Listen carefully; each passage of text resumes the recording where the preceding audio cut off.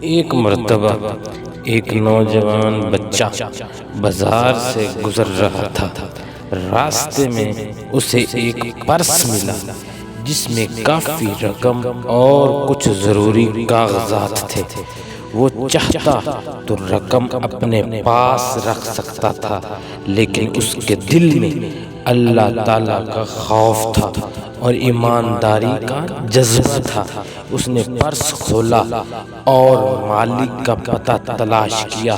کافی کوشش کے بعد وہ اس شخص تک پہنچ گیا جس کا پرس گم ہوا تھا۔ پرس کا مالک بہت پریشان تھا کیونکہ اس میں اس کی کئی دنوں کی کمائی موجود تھی۔ جب نوجوان نے اسے پرس واپس دیا تو وہ خوشی سے حیران رہ گیا۔